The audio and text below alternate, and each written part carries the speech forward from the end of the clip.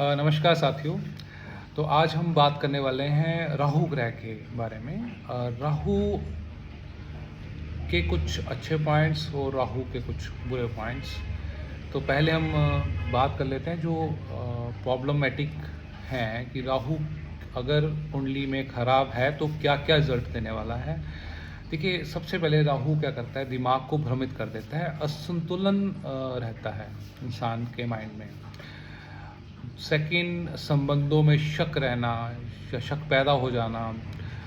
Third, हम कह सकते हैं पेट में अपच या गैस होना, शराब या नशे की आदत पड़ जाना, ये सब राहु के ही नतीजे हैं।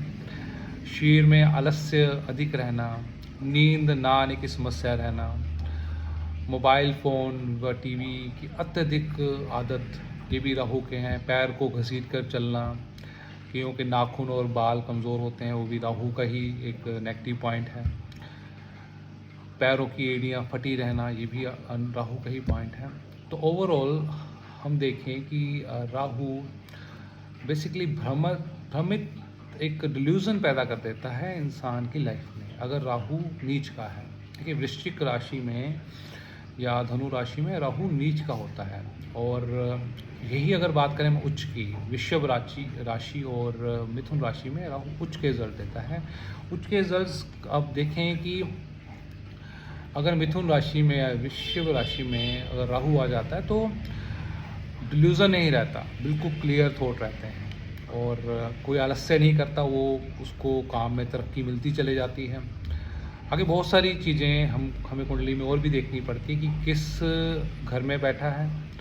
सिर्फ राशि की बात नहीं, किस घर में बैठा है, कौन सा ग्रह उसको देख रहा है, किस ग्रह के साथ बैठा है। तो देयर सो मैनी थिंग्स, परंतु ओवरऑल जो राहु का असर है वो वृषभ और मिथुन राशि में वो उच्च के रिजल्ट देना ही देना है उसको, और बहुत उच्च के रिजल्ट देता है। और राहु की दशा भी लंबी होती है और राहु बहुत कुछ देता है इंसान को, पैसा, नाम, शोहरत, ये सब कुछ राहु देता है, क्योंकि दिमाग उसका बहुत अच्छा रहता है। और ये जो वक्त है जब से 2000 शुरू हुआ है और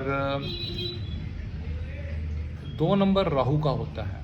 तो अब देखें कि जब से 2000 शुरू हुआ है, उसके बाद अब 2-2 की सीरीज़ आई है, जब से 2022 चालू हुआ है, तब राहु ने क्या किया है, एक डिल्यूज़न पैदा हो गया पूरे संसार में। लड़ाइयाँ चल रही हैं, ठीक है, हालांकि लड़ाई मंगल और शनि करवाते हैं, परंतु राहु डिल्यूज़न भी पैदा कर रहा है। कब क्या हो जाए किसी को पता नहीं। अब लड़ाई हम देख रहे हैं, लड़ाई चल रही है, और जब तक 2029 है, जब तक 2 बार 2-2 आ रहा है, तब तक राहु बहुत ज़्यादा एक्टिव रहने वाला है और डिल्यूज़न वो पैदा करके ही रखेगा।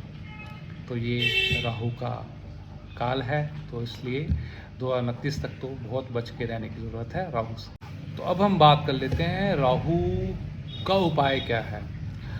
देखिए, अगर आपको राहु नुकसान दे रहा है, जो मैंने आपको बताए हैं, हालांकि बहुत और भी नुकसान होते हैं, परंतु राहु का उपाय क्या है। सबसे उत्तम उपाय, सबसे पहला तो आप गायत्री मंत्र का जप शुरू करें। 21 बार सुबह और 21 बार शाम को गायत्री मंत्र का जप करना है। गायत्री मंत्र बेसिकली एक ऐसा मंत्र है जो कि आपको एनलाइटमेंट देता है, एनलाइटन कर देता है, जिससे कि आपका डिल्यूज़न ख़त्म होता है। गायत्री मंत्र ऐसा मंत्र है और सबसे उत्तम मंत्र कहा गया है, तो इसलिए गायत्री मंत्र का जप करें। दूसरा, राहु और केतु का सबसे अच्छा उपाय इनको ठीक करने का है कि रोज़ाना शिवलिंग पर जल चढ़ाएं, रोज़, जिससे कि राहु केतु के जितने भी नेगेटिव असर हो रहे हैं वो ख़त्म हो जाते हैं।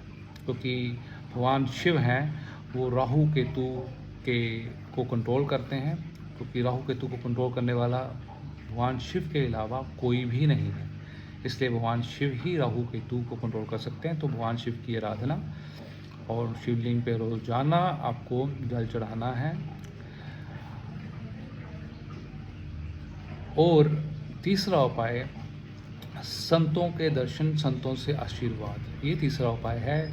देखिए, कहा जाता है कि राहु को अगर कोई मात दे सकता है वो केतु दे सकता है। तो केतु रिप्रेजेंट जो संत है, संत को केतु बेसिकली इज